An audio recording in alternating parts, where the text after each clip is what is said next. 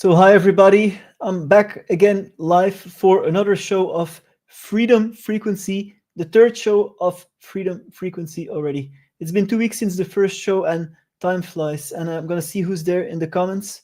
I'm seeing Tim Pruitt. Hi, Tim. Must be early for you because I know you don't live in Europe, because we're in Europe currently. So it's 5 p.m. in the evening for me here, but I guess for you it's pretty early. So I'm streaming live on all my channels. I'm streaming on Facebook, I'm streaming on YouTube, and I'm streaming on X, and I'm streaming on Rumble. So I'm live streaming on 4 channels this show. So today's show, we're going to talk about digital money. And you know my stance, digital money is all about control. And I'm going to go a little bit deeper into it, what it means for us. So last week I did a show about the digital ID. I did a deep dive in the digital ID. So while I will mention the digital ID here, I'm not going to go as deep into it because that will be more that's more for last show. So if you want to know about the digital ID, watch last episode from last week, the live from last week. The replay is always available on my YouTube channel. But in this I will talk more in depth about digital money. And I'm seeing Murdoch is also in the chat. Hi Murdoch, it's good to see you. You've been a long time watcher. So it's good to see that you're also tuning in to the Freedom Frequency, to the new Freedom Frequency shows. So let me first start off with a little bit of some news from Belgium. You know, my country, the country where I was born. And Belgium is also, like it's totally infiltrated by the WEF, by the agendas.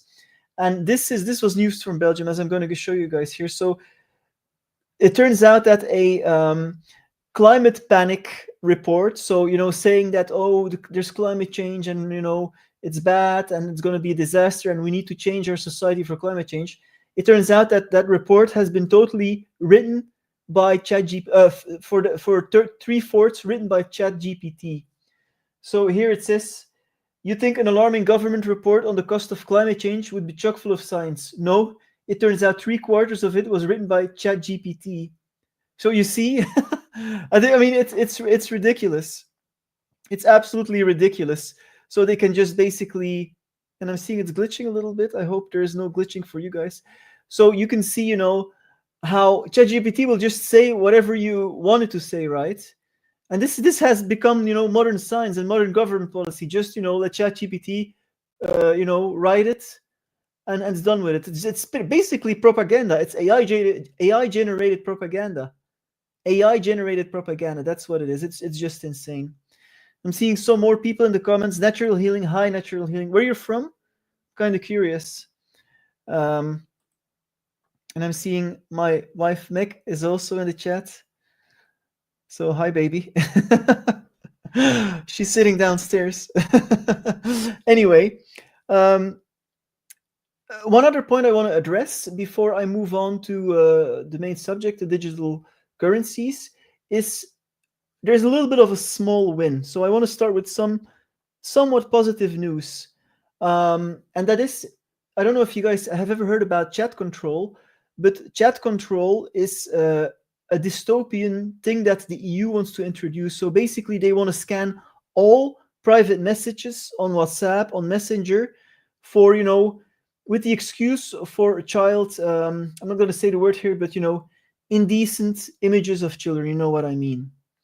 And that, of course, that's the excuse. So they want to break encryption, go beyond encryption. They want to scan all the messages, all your personal, your personal messages, even to your wife, to your kids. They want to let it scan by an AI for, indecent stuff with children. And of course, I agree, indecent stuff with children shouldn't happen. But, are we just going to give up our privacy like that? And there's actually sites against it. Here, this is a site. I'm going to show it to you guys. So see here, the EU still wants to scan your private messages and photos. The chat control proposal would mandate scanning of all private digital communications, including encrypted messages and photos. This threatens fundamental privacy rights. You bet it does. Yeah, and there's like this kind of thing now. Some member states are opposing, some member states are for, but Germany has said, and this is a small win, Germany has said or the biggest party in Germany has said that we don't want it because it's too invasive for the privacy. Now they're voting on it next week, and this message here on Twitter I'm going to show you guys has um, we did it. Germany will oppose chat control. Well, it's not really certain yet, so I wouldn't, celebrate too soon. But it's looking like in the first round, at least, it's going to get, it's not going to get through, which is a good thing. But we know that's the plan. We know they're going to try again. So this, and also thanks to privacy advocating groups who because this is so dystopian. So this is a small win. It looks like we're going to know next week, but it looks like it's not going to happen this time. But it's a small win, but we got to celebrate all wins, right? We got to celebrate all the wins. But because this is so dystopian. Even WhatsApp, the company WhatsApp said we're leaving Europe if they do this, because this is the nightmare New World Order scenario, and it's of course it's also connected to the digital ID, right? Because they want to have your digital ID if you go online. They scan all your messages. I mean, it shows the totalitarian nature of the EU. So, but it looks like it's not going to get through. I'll mention this in the coming shows. I'll stay on top of this because this is very important news for the people of the EU. You don't want your personal messages to be scanned by some AI, right? What if it makes a mistake? What if you send a pic of your own kid and it thinks it's indecent? It's a very, very slippery slope. So anyway, let me see. There are some more people in the chat. I'm seeing Tamara is in the chat. Hi, Tamara. Anneke is in the chat. Anneke Proost. So, Belgium. So, you're Belgian. So yes, thanks for watching. It's good to have some Belgians in the chat too. So let's move on to the main subject of today's show, and that is digital currencies.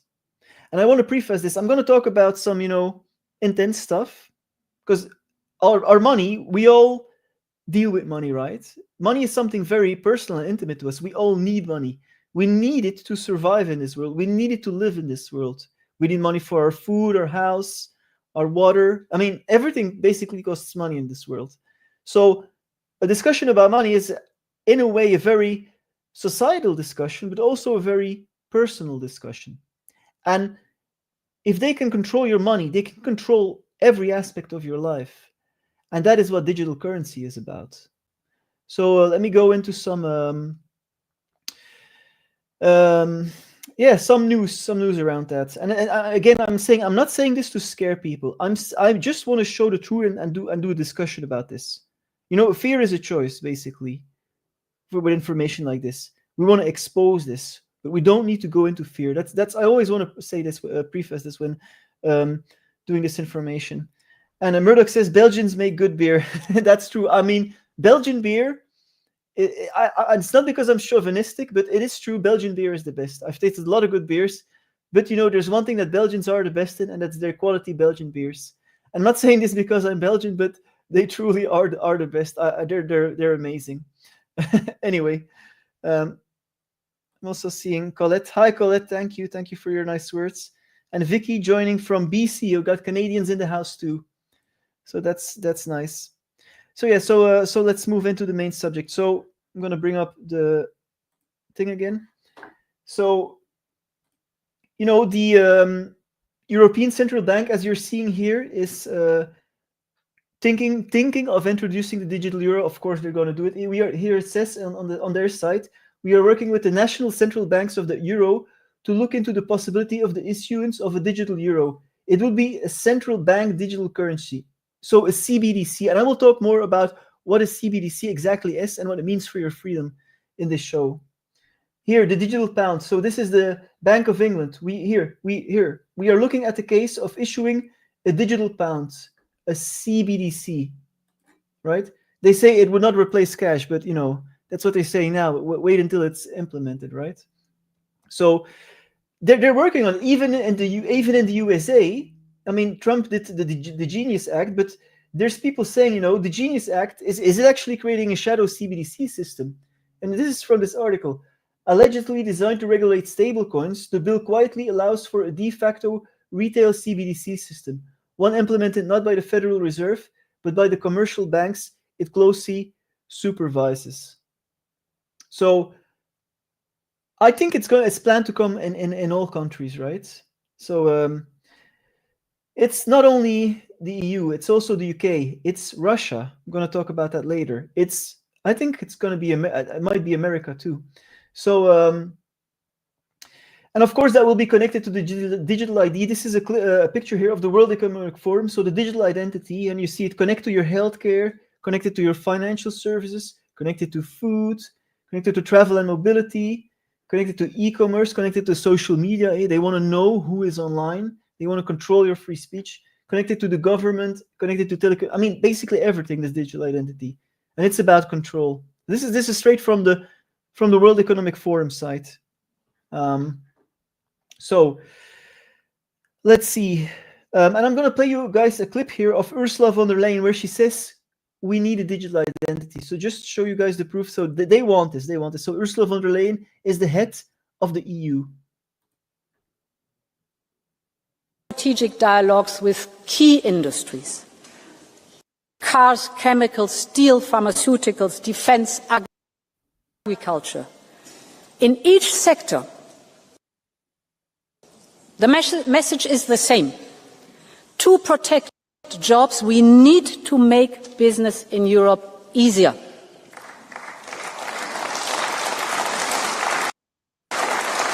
A digital euro, for example, will make it easier for companies and consumers alike. So see, she says it. A digital euro will make it easier Yeah, it will give them more control, right? So they want it, man. The digital ID is a precursor, as I said last week in the show about the digital ID. The digital ID is a stepping stone. The digital ID is laying the groundwork for the introduction of the digital currencies, which they want to do later. And so let's go over some points of what these digital currencies or these CBDCs are actually, gonna do. They're gonna lead to the loss of privacy, of course, because if your money is totally digital, they can track everything. I mean, they already can track a lot, but we still have cash, and that's the good thing about cash. Like if I pay you in cash, and I give you $100 bill, it can be traced. If I go to the store in a bit and go for my food, if I pay in cash in that store, they don't know I've been there. There is no electronic trace of that, and that's freedom. The government don't need to know everything we do. It's like we are treated like criminals. It's like, oh, I want to use. If you want to use cash, you're basically being treated like a criminal these days. But that's the wrong way of thinking, right? It's like you want to use cash because the government don't need to know what you're spending your money on, and they want to know, but they don't need to. Cash is freedom. Cash is freedom. Digital currency is the death of financial freedom. Cash cannot be traced. That's why they so dislike it. That's why there's a war on cash. That's why they're promoting, these easy paying and smartphone paying, because they want to get rid of cash. And cash is really on its last legs, because everybody's paying digitally now, card or smartphone or whatever. But true cash is freedom. Even they have these rules now. You can't, if you have cash, you can bring a certain amount of cash to the bank, or you're being treated like a criminal. I'm going to tell you a personal story here. I think it's 10 years ago, and a friend of mine had some, had some something, an emergency coming up, a financial emergency, and he never asks me, but he says, Jens, I need 3,000 euros, and I could give it to him at the time because it was an emergency. So I gave it to him, and he said, I'm going to pay you back, and he paid me back, and he said, can I pay you back in cash? And I said, sure, pay me back in cash. Because he was working a lot with cash in retail, so he paid me back in cash. And so I was like, okay, I'm going to move soon. I don't want that cash in my apartment. I'm going to put it back on the bank, back into my savings where it originally came from. And I went to the bank, and they didn't want to accept my cash. I was being treated like a criminal, even though I could perfectly explain and show, this is the 3,000 I gave him, got it back. No, I mean, it was just a whole shit show just to to put some of your own money actually that you've gotten back, to put it on the bank. It's crazy. It's just crazy. So this is how you're being treated like a criminal if you just want to do cash these days. So anyway, and they actually admitted themselves that it's all about control. And I'm going to play a clip here from a guy named Augustin Carstens. Now, nobody probably ever heard about him, but he's actually the head. He was the head until recently of the BIS, the Bank for International Settlements in Switzerland. Now, that's a bank that's really involved in that monetary power structure on Earth. There's this interview with a Dutch guy who worked for these, elites, and he says the BIS is one of the most important banks in the world, if not the most important. And nobody really ever knows about it. See, these people who really control our lives, some of them we don't know. And so this guy, listen to what he says here about. He just admits it. It's for control. This is the head of the Bank of International Settlements. CBDC, in particular, for the use of general use, we tend to establish the equivalence with cash, and there is a huge difference there. For example, in cash, we don't know, for example, who's using a $100 bill today. We don't know who is using a 1,000 peso bill today. A key difference with the CBDC is that central bank will have absolute control on the rules and regulations that will determine the use of that expression of central bank liability. And also we will have the technology to enforce that. Those two issues are extremely important, and that makes a huge difference with respect to what cash is. So see, he's basically saying it. Cash can be traced, and CBDCs will be totally traceable. So another drawback of digital currencies is social engineering. They will be able to coerce certain behavior from you through the use of digital currency. For example, they can reward you for compliant behavior. For example, if you're doing good things for the climate, if you're doing, you're not producing a lot of CO2, you're not buying a lot of meat, there can be certain program in that money that you get rewarded, right? Also, they can punish bad behavior. So, for example, if you buy too many steaks, too many meat, they can do something with your money. It's just oh, and just a second, guys. I just got a message. I forgot to plug in my laptop, so I'm gonna do it live now. Sorry.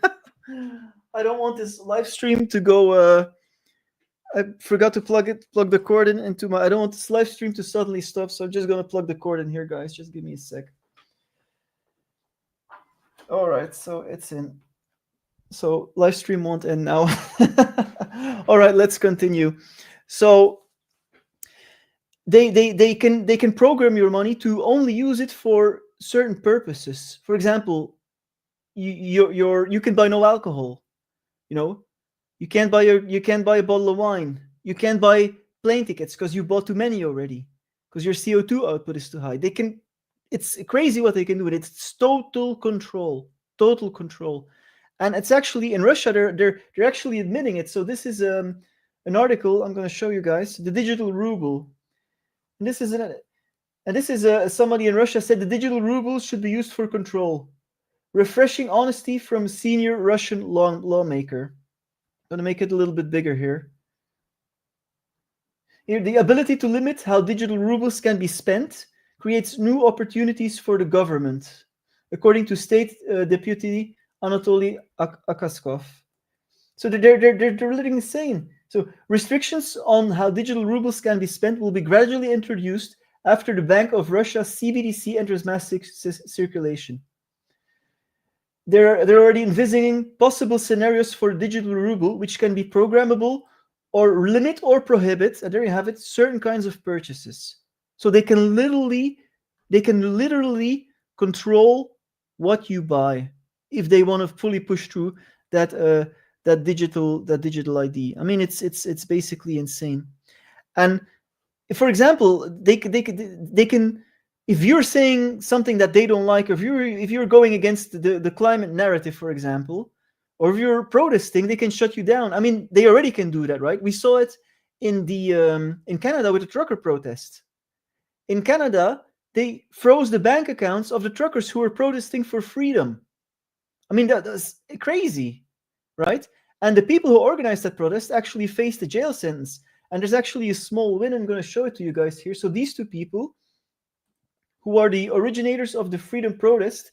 So they were going to be sentenced into jail, but now they have been given conditional sentence. So they're not going to jail, which is actually in, but still, they will spend a year at home with limited freedom as a punishment because they organized that freedom protest. So here it says they will spend 12 months at home with 5 hours leave per week. So only 5 hours leave per week, followed by a 6-month curfew. So they're not going for 7 years in jail. So it's a win, but still, I mean, it's insane. So they already did it in Canada. So they already shown they can do it, and they will do it, right? In Canada, it's been shown. And Jerry says, major control. I'm visualizing that it's not going to happen. That's a good thing. Yes, I'm saying this not because I'm saying this is going to happen. Whenever I say things like this, I'm not saying it's going to happen. I'm saying this is the plan, which is a major difference. So Murdoch says, take their freedom from promoting freedom. Exactly. I mean, it's insane. It's totally insane. So another thing from the CBDCs is CBDC, as the name says itself, it's a centralized digital currency. So the central bank digital currency, it's a central bank. It's basically owned by the country. So it will give governments direct access to the citizens' wallets because it's a central bank digital currency. It's not a private bank. Nowadays, most banks are like, well, still quite private, some not, but it will be told that the central bank is totally owned by the government. It's directly in liaison with the government. So your money will be directly on a government account, basically. So that's more control. Colette says, reminder to hit the like button. Thank you, Colette. So it's absolutely insane. Also, if they eliminate cash, the choice gets eliminated. We don't have any choice anymore. And if they eliminate the choice, because choice is freedom, right? The ability to choose is freedom. If they eliminate cash and they only make digital currencies available, then we have total financial dependency, right? If they eliminate the choice between cash or digital, if we still have a choice, we can choose cash. But if they eliminate that choice, we will be totally dependable on the digital systems for everything. Imagine if there's a blackout, like we had in Spain in a half year ago. People couldn't buy anything. Only the people with cash could buy things. So I think it's a good idea to also always leave, as long as we can pay in cash, a little bit of cash at home. In case something happens, you can just go to the store and then you're truly cash is king. Because when there's the digital systems fail, cash is truly king. So I think that's a good idea to have that. So they erode autonomy because they want to shift to a model that said, the old model is we have a right to our money. It's our money. It's our right. And the new model they want to introduce is when your money is on a government account, a CBDC, they want to shift from the right to our money to it's a privilege. It's a privilege to access your money. They want to make access to your money a privilege, right? Not a right. It's a right, but they want to make it a privilege. And privileges can be taken away, right? So that is very, very, very important. And this is I'm going to play you a clip here from, I think it's Australian Parliament or UK. I don't know. It's a clip I seen online, but this is a politician that asked to another guy, what is the CBDC used for? And they just want to, they don't have any argument anymore. They just want to basically introduce it because their masters tell them to. For why? What problem is it going to solve? Look, what's it for? It's to keep track with the reality of how we'll purchase and save and do our work with our goods. This is about being a modern economy that recognises how our citizens, want to do business, but that it throws up a number of challenges that you'd want to overcome before you. He's saying a lot of he can't answer the question what are CBDC good for, because they're good for nothing. They're only good for control. So he doesn't have an answer. So to end the show is what about cryptocurrencies? And like Bitcoin is the king of cryptocurrencies. And in my opinion, this is not something I can really prove, but in my opinion, cryptocurrencies, have been lauded as this bastion of freedom, especially Bitcoin, but that's actually not anymore. Because, Bitcoin is now a huge strategic reserve. The government is really involved in Bitcoin. So I think these cryptocurrencies were introduced to actually make us used to digital money. And yes, they let some people make a lot of money. If you invested early in Bitcoin, you could make a lot of money. They let the quote unquote peasants have some money. Not that we're peasants, of course, but that's how they see us. But I feel like these were introduced to make us, to basically to warm us up to digital currency, right? And now Bitcoin is like used by governments, even governments own Bitcoin stock.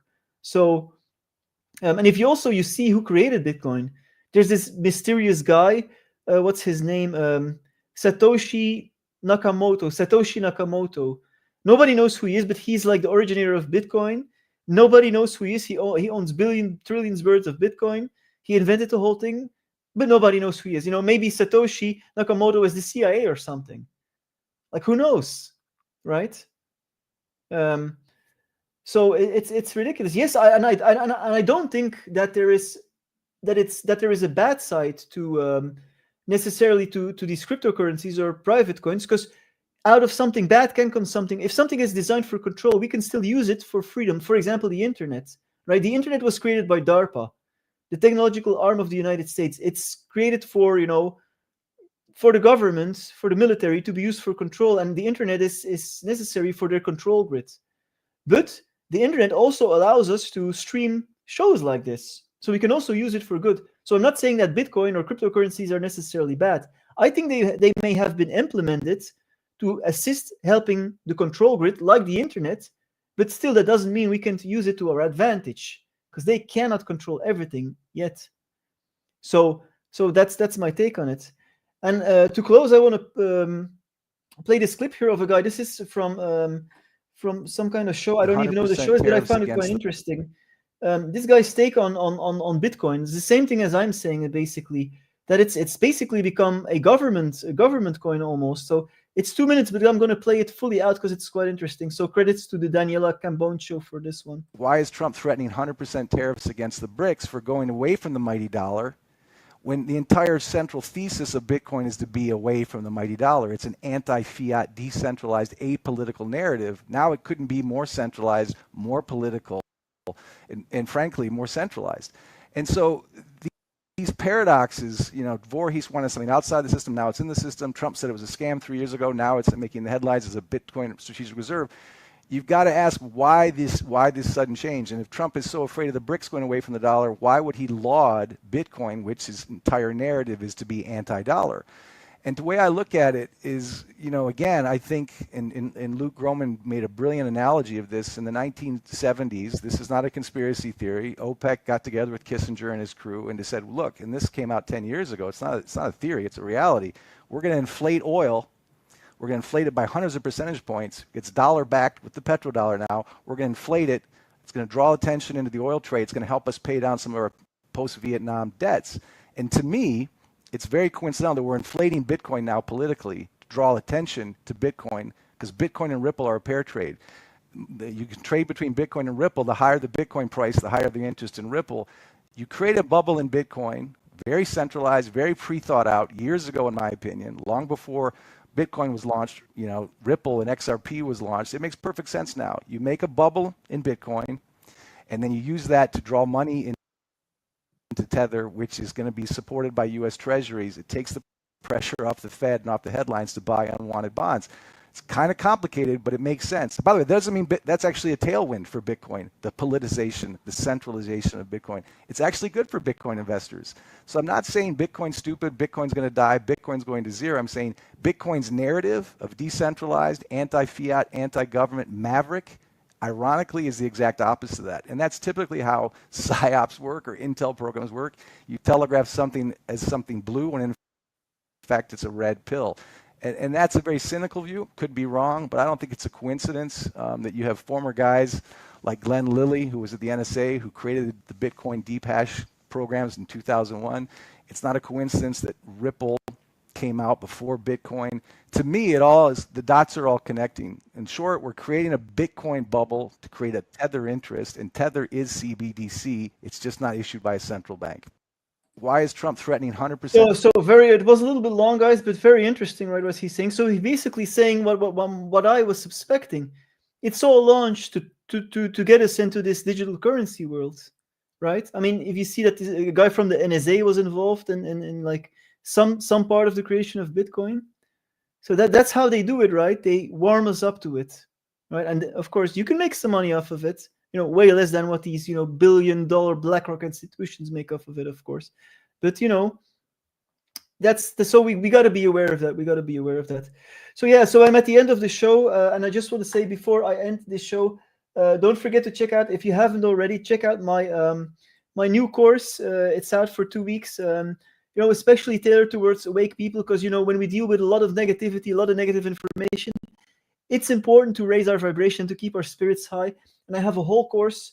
You can check it out. The link is below this video to help you with that, to really connect you with these higher frequencies, bring you into balance, into grounding, so you are more prepared for these times, these crazy times. You feel better, and generally, you can feel happy in a crazy world, to assist you to feel happy in a crazy world with these practices. So check it out if you haven't already. So yeah, so thank you everybody for watching. I'm seeing somebody else in the chat here. Oh, I don't see the chat anymore. Oh, Tarot by Lupo. So hi, where are you from, Tarot? Before I end, I want to know where you're from. I like to know where people are from. So yeah, so thanks everybody for watching. Also, don't forget to check out my wife Meg's channel, Meg Moonbeam. She's also on YouTube. She does. If you're into astrology, check her out. She does a lot of great astrological stuff.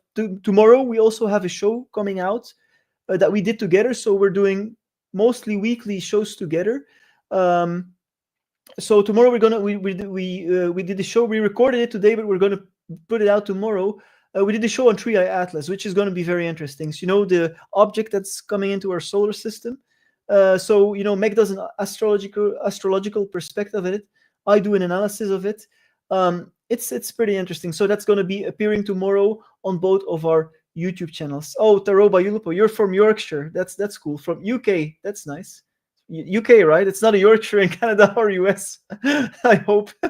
Okay, so thank you everybody for watching. I'll see you next week on another episode of Freedom Frequency. Bye bye.